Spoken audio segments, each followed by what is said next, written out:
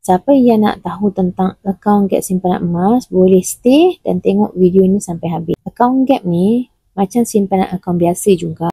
Akaun Gap ni adalah akaun simpanan emas. Kalau tuan-puan tengok daripada atas ni, ini adalah nombor akaun. Okay, setiap orang yang mula menyimpan emas kali pertama, dia akan dapat nombor akaun Gap ni. Okay, ni nama. Okay, jadi kat sini kita boleh semak kita punya jumlah gram emas kita lah. Contoh macam saya tunjuk sini. Okay, ini adalah jumlah gram emas saya yang terkumpul.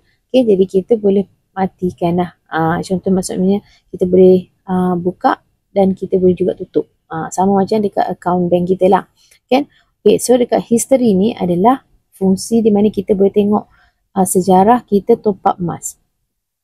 Jadi setiap duit yang kita masuk dalam akaun ni, kita top up, dia akan auto tukar kepada gram emas. Okay, jadi kat sini kita boleh tengok lah debit kredit kita. So kredit masuk, debit kita keluar. Maksudnya kita withdraw. Kalau withdraw ni kita keluar kat emas fizikal macam ni, ini adalah untuk siapa yang pergi golden tour, macam tu lah. Alright, kita boleh transfer.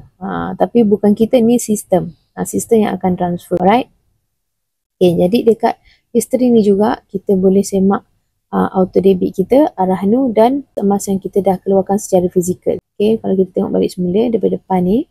Okay, ini adalah fungsi untuk kita top up. Kita boleh top up gram emas kita sikit-sikit. Okay, kalau misalnya bagi mereka yang nak fokus pada pertambahan gram emas, kan contohlah macam nak berkahwin lagi 3 tahun. Jadi 1 bulan dia kena top up contohlah 2 gram. Jadi kita boleh tak sini 2 gram. So dia kena simpan lah RM1,170. Okay, gram emas ni dia akan ikut pada harga semasa emas.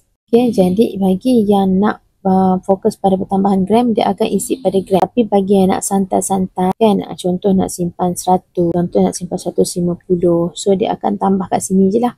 Ini ikut bajet. Ikut bajet, ada duit simpan, minimum adalah RM100. Okay, minimum RM100. Okay, myself, others ni kalau misalnya kita nak top up kan untuk orang lain yang dah ada account Gap lah. Macam tu. So, I agree dan place order. Contohlah, saya letak kat sini.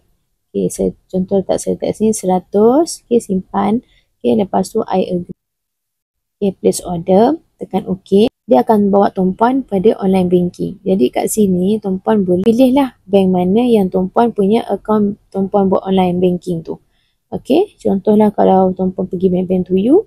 So, misalkan sikit sini boleh pergi proceed and pay. So, dia akan bawa tuan-puan ke tuan-puan punya online banking. Okay, jelas kat sini.